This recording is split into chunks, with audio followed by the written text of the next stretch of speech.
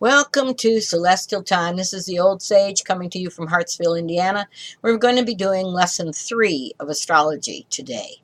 And in lesson 3, we're going to be going over the sun signs. Sun sign astrology is in of itself a lot of fun. Everybody, oh, you're a Cancer. Oh, you're a Capricorn. Oh, my goodness, you're a Scorpio. Well, yeah, but you cannot divide everybody into 12 signs, nor can you divide them into houses or anything else. It takes 18 points of compatibility to compare any two charts, and there's no charts alike, as I've said before, because you have to be born in the same minute, the same day, the same time, the same place. We do divide them also in 4s and 3s. There's 4 points, and that's the east, west, north, and south. They're also the mutable, cardinal, and fixed. They're the modes of the chart. So each sign is either cardinal, fixed, or mutable, and it's either a fire, air, earth, or water sign. So you see, even in the signs, it doesn't work. And then there's the decanates, which we'll get into later. If you're born in the first 10 degrees of a sign, you're in the cardinal mode, so it's ruled by the cardinal, that sign, whatever it is. If you're born in the second 10 degrees, then it's fixed, and so it's not only that sign, it's the sign next to it. Like if you were born in an air sign and you were born in Libra, well, that's the cardinal air sign. Then if you were born the second decan, it'd be Libra, and Aquarius would be a co-ruler, and the third decan, it would be around the corner, it'd be Libra and Gemini. Okay, so it just goes around that way. That's minor. It helps. It doesn't no one thing in a chart defines the whole chart. But sun sign astrology can be fun, and we're going to play with it a little bit. I used to have a show in the Big Top in the Renaissance festivals where I had all the signs of the zodiac come in, and then we talk about them all because we can. And then we would let them run around the earth, which was in the center, of course, in medieval times, and decide whether the earth was flat and round. We had great fun at it. But right now we're going to start with the signs of the zodiac, and we're going to start with Aries the ram. And it's easy to think about Aries. Aries is the sign of the ram. Well, what do rams do? Here's the sign for the ram here. Rams, they have horns. If you've ever been in Colorado, you've run into rams on the side of the road for sure. And sometimes they buck right up and they show you their horns and they run right into things, right? Well, Aries is ruled by Mars. Now, we learned about Mars, right? Mars is aggression. Mars is assertiveness. The ram wants to assert his power and his dominance and authority. But as I said in my show, it's a sheep. Okay? Bottom line, it's still a sheep. It is trying to separate itself from the herd and be seen, be understood, and they're leaders. Well, yeah, they're leaders, but remember, your sun sign is what you came in here to develop in this lifetime, and Aries came to learn how to be leaders, which means they really don't know how to be that first. They're learning that. So they're going to learn through aggression, they're going to learn through winning and losing, butting your head against a brick wall and not getting anywhere. All of the things that Aries do. Well, as you move into Aries, you remember it's Aries, Mars first. Okay, I want to be first. They charge forward. They change. Okay, let me see, what else do I want to tell you about that sun sign? Aries often wonders why everyone puts them first. Sometimes they're the scapegoat.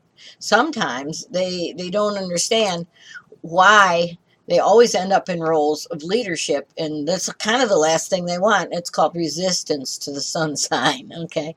The next sign is Taurus the bull, and Taurus is depicted by the round bull with horns. Well, what do bulls do? Think about a bull. He sits in the field. He chews his cud. He likes his stuff the way he likes his stuff. He protects the herd, so he protects his women or his men, if it's a female Taurus, and they protect their stuff. Ruled by Venus, the goddess of love. Love, commitment, relationships, beauty, harmony, all things beautiful and wonderful. Well, Taurus says, it's mine. I want to protect it. If you want some of my stuff, you got to treat me really nice, you know. But Taurus and Venus, they're always very talented. They're the goddess of love, as I said. They're an earth sign. Okay, I forgot to tell you that Aries is a fire sign. The first sign in the zodiac is fire. Fire does what? Fire charges forward. Fire is creative. When you strike a match to something, it burns. That's fire.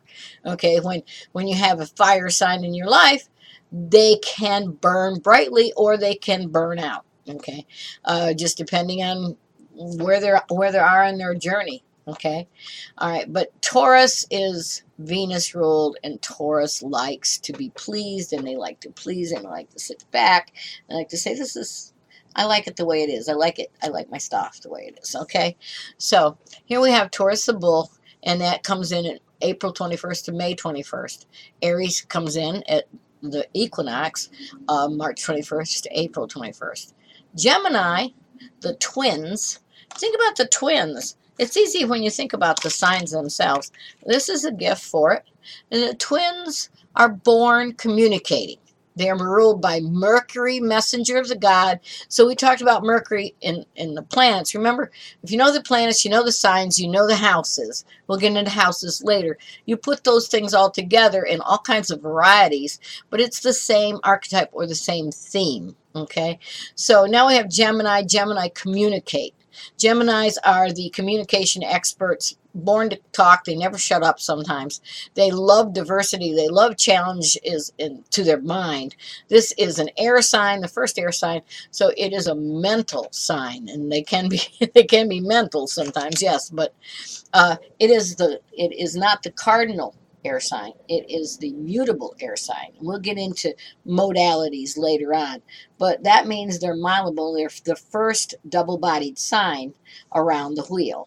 Double-bodied sign means that they can go either way, and they have a tendency to learn and grow by bouncing off their other half. Okay, they're good with computers, good with electronics, good with communication devices. Would be much better at this video than I am. I have Uranus in Gemini, so my Uranus is like, woohoo, let's do it. But the rest of me is like going, I don't know how to do this. But anyway, that's where my Gemini is. Okay, everybody's got every sign in their chart. Nobody is without them. Okay, sometimes there's no planets in the house, or sometimes they call it the house is empty. They have nothing in the sign. But that just simply means that wherever the ruler of that sign is where that sign's energy will be affected. So they love communication and transportation. They were born talking to each other. Life is good for Geminis. Geminis are fun. They're fun to be with generally. But boy, if you get them upset, they can, the word is actually wig out sometimes.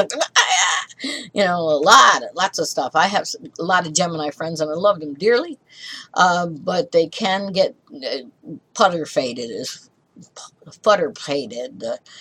Let's see, what is that? This is an old medieval term. Flutter pated is... paid is your brain and flutter is flutter, but that's an old medieval expression. So anyway, now we're going to go, and Gemini is May 21st to June 21st, walking right around the zodiac. Now some will say it's the 22nd, some will say it's the 21st, and it depends on what house system you use, where it is in your, there's all kinds of variances. But if you know Mercury, you know Gemini, okay? Because Gemini talks through Mercury. Okay, so if you know the planets, as I've said I don't know how many times, then the rest of it, they all relate to the planets. Okay, and it makes sense too if you stop and think of it. We're the planet of Earth. Okay, and it's the planets that are doing all the spinning around in the signs to make all of the energy or the magnetism or the motion, whatever you want to call it, happen. So it's where those planets are that is most important in the chart, and the second most important is where your light is, which is the sun, and what you came to illumine.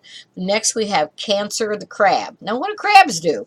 Think about crabs. Now it's this symbol, and a lot of people are like, oh yeah, it's 69, yeah, no, it's 96. How about it's the crab? Okay, the crab, what they do, they move sideways in the sand. They try to avoid conflict. But when conflict happens, they will pinch you in a minute, especially if you threaten their home, you threaten their family in any particular way. These are the family-oriented sign. Cancer rules, the moon is ruled, what rules Cancer. So remember, your moon is your first reigning need. So they need safety, they need security, they need stability, they need a partnership generally. There's I can't say that for every Cancer, but they work well. They do well when they own land and property, real estate, and housing, and all that kind of stuff is also ruled by the sign Cancer. We'll get into that much later in mundane astrology and all the different rulerships that these signs and houses are. There's a book called the Rulership Book, and when you get that book, you can pretty much figure out what everything is ruled by, but you use that mostly in horary question and answer astrology. So, crabs walk sideways in the sand. Uh, they happen to go moody in stages, just like the moon is moody. And it's when it's a full moon, look out. When it's a dark moon, it's like, leave me alone. Okay. Uh, they ruled the parents. Used to be they ruled the father because the father was the foundation of the family. Well, now you don't know whether it's going to be the father or mother either, so we just call it parents. So Cancer is a sign of parents, and Cancer parents usually take really good care and responsibility for their house and their children. But that's not always true, of course. They want to, though. Their illumination, their desire is to take care of the family or the community, whatever they consider their family. So that's the first 4 zodiac signs. And remember, the gifts even look like them, somewhat, the symbols.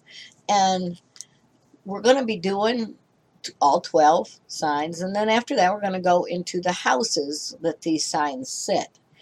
And again, once you have these 3, it'll be very helpful. And then how to put them all together and how to look at aspects and things like that. We're going to be going through a lot of that. Astrology, I try to make it simple as possible, but it's not really. It can be as simple or as complicated as you want. Planetary pictures come together and they're fairly easy to look at, and it's like it's tarot pictures. We get 2 different elements. What do they say?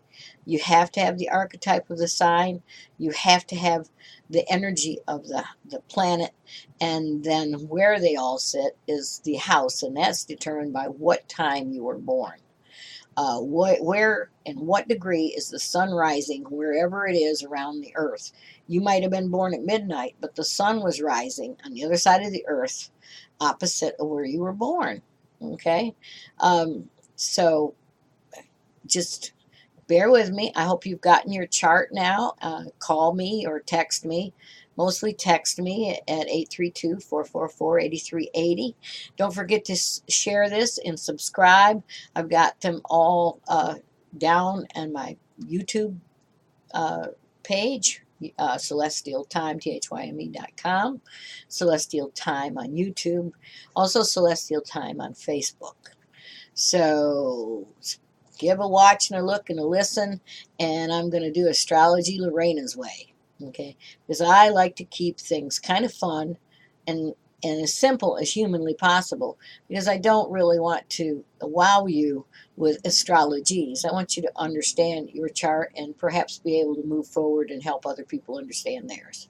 So until next week, I will be signing off. This is Rev Lorena at Celestial Time. Have a great and wonderful day. Farewell.